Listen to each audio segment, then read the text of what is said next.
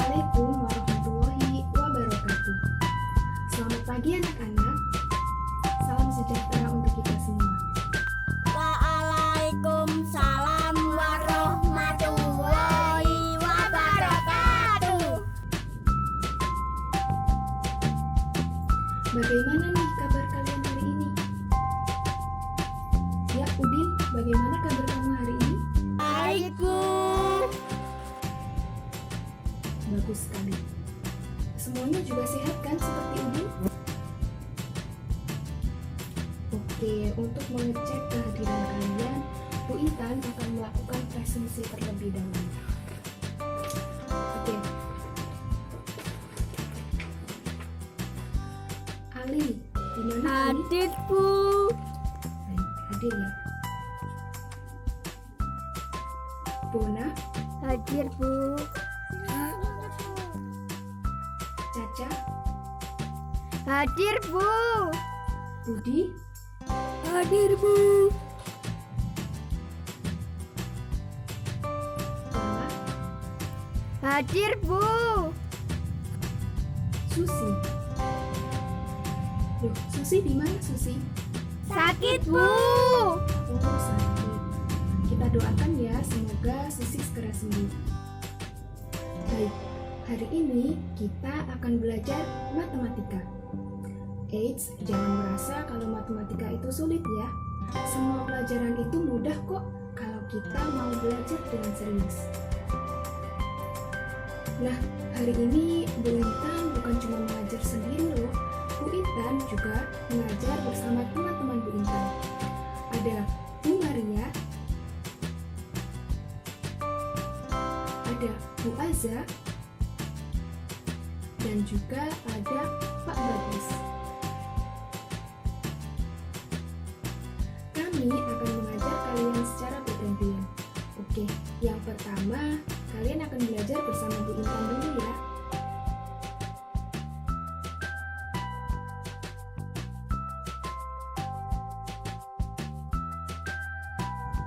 Bersama Bu Intan, kalian akan belajar tentang makna bilangan cacat. Wah, seperti apa ya itu? Sebelumnya ada yang tahu? Belum tahu, Bu. Oke, belum tahu ya? Nggak apa-apa kok, akan Bu Intan jelaskan. Pertama-tama, Bu Intan ada satu cerita. Nah, cerita ini datang dari Udin, Upin, dan juga Ipin. Suatu hari, Udin, Upin, dan juga Ipin sedang bermain petak umpet. Wah, sepertinya seru sekali ya. Kalian juga pernah kan bermain petak umpet?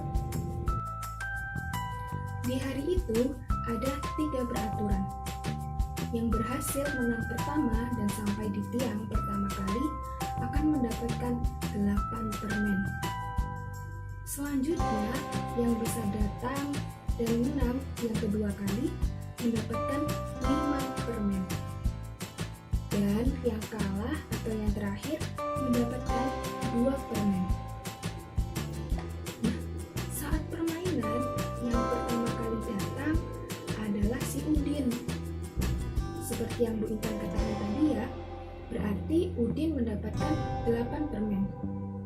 Dan hari ini Bu Intan membawa permen juga untuk kalian yang berhasil menebak dengan benar. Wah, menyenangkan sekali kan? Bagaimana? Ada yang bisa menyebutkan 8 permen itu seberapa banyak ya? Baik, kita hitung bersama saja ya. 1, 2,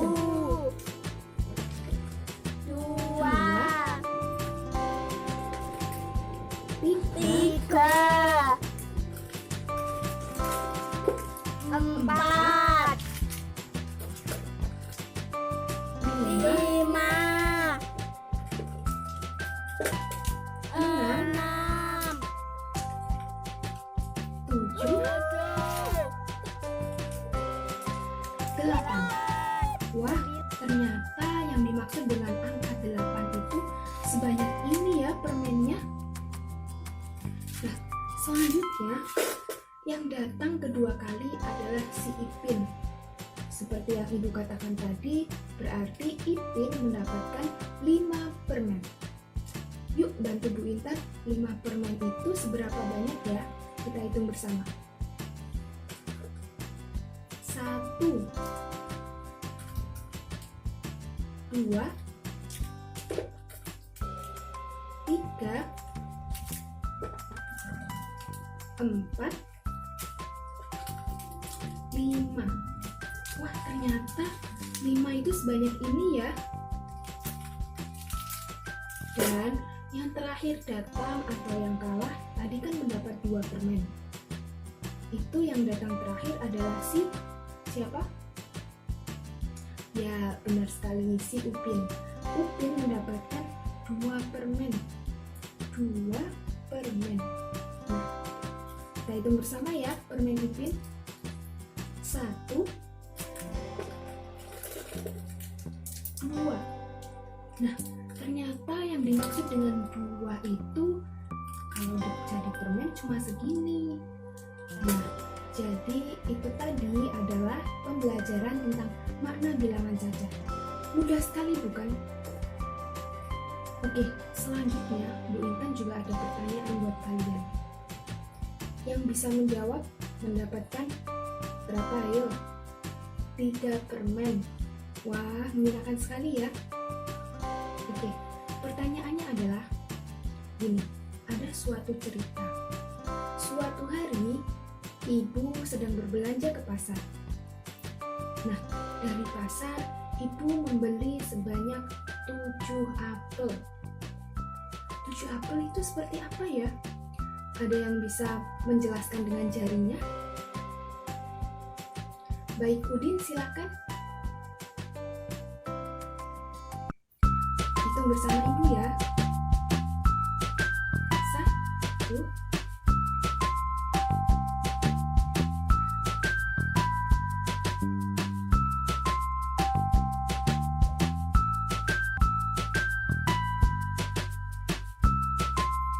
wah, benar sekali Udin.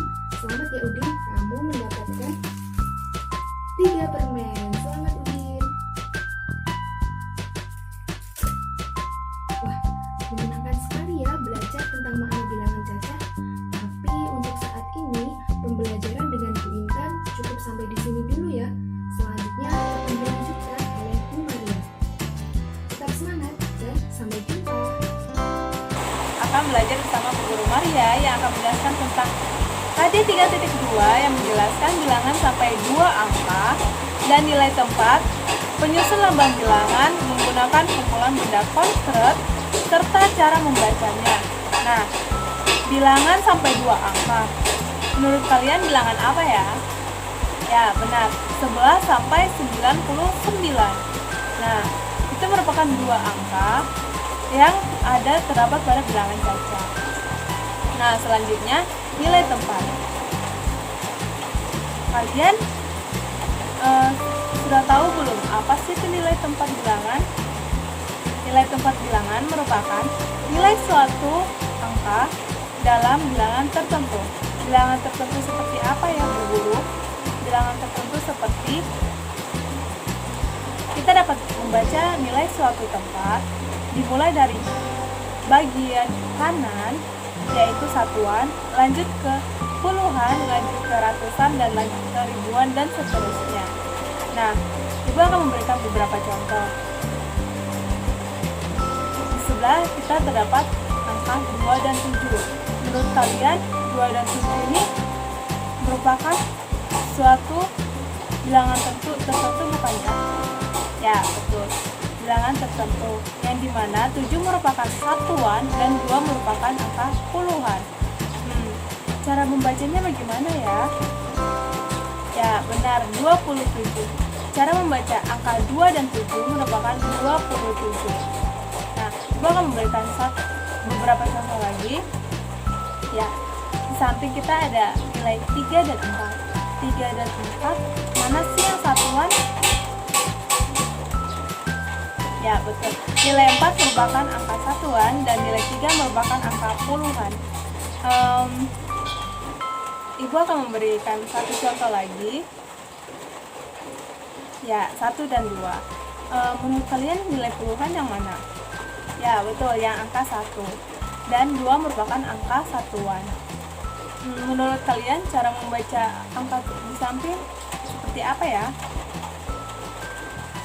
1/2? Salah. Jadi membaca angka di samping bukan merupakan 1/2, tetapi kita dapat menyebutnya atau dapat membacanya dengan 12. Nah, itu juga kita dapat membacanya dengan angka 1/13, yaitu 13, di mana 3 satuan dan 1 puluhan. Gimana anak-anak? Kalian sudah dapat mengerti? Halo adik-adikku semua, masih tetap semangat dalam belajar ya. Nah, kalian bersama Kak Aza akan belajar membandingkan jumlah benda. Dalam membandingkan jumlah benda, kita harus tahu pernyataan seperti lebih dari, kurang dari, dan sama banyak. Nah, dari 3 pernyataan yang telah kakak sebutkan tadi, ada yang tahu tidak artinya apa? Oke, kalau kalian belum tahu, mari kita bersama-sama membahas ya. Yang pertama, ada pernyataan sama banyak. Ada yang tahu tidak sama banyak itu seperti apa? Saya bisa, Kak. Oke, silahkan. Sama banyak artinya jumlah kedua benda itu sama. Betul sekali kata teman kalian. Sama banyak artinya jumlah kedua bilangan itu sama banyak atau jumlahnya itu sama. Nah, ada pernyataan yang kedua, lebih dari. Ada yang tahu tidak lebih dari itu seperti apa? Jumlah benda pertama lebih banyak dari jumlah benda kedua. Betul sekali. Lebih dari artinya jumlah benda yang pertama itu lebih banyak dari jumlah benda yang kedua. Maka itu disebut dengan lebih dari. Dan ada pernyataan yang terakhir yaitu kurang dari.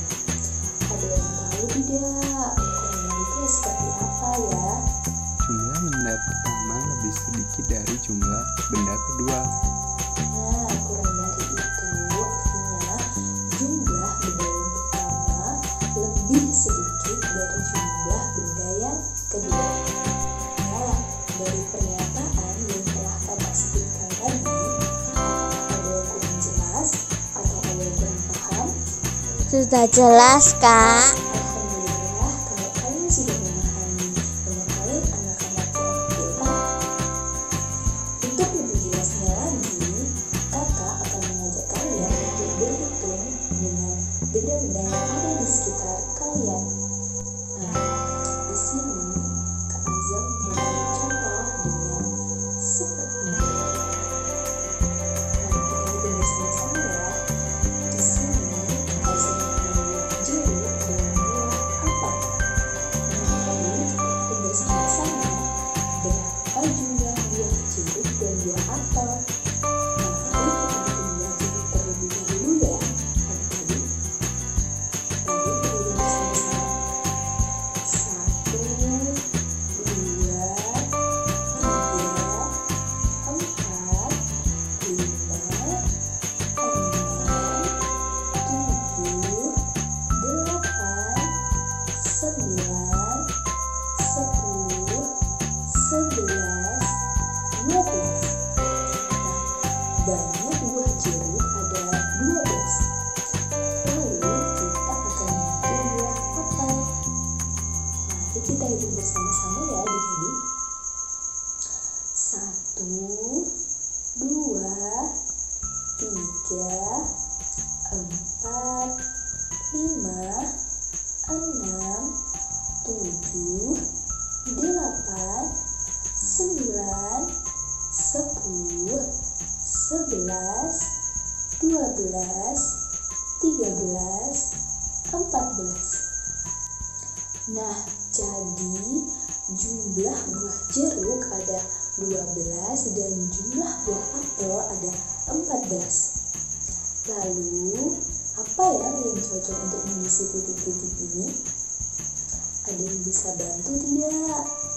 Saya bisa, Kak. Oke, silahkan. Jawabannya kurang dari. Betul sekali. Jawabannya yaitu kurang dari.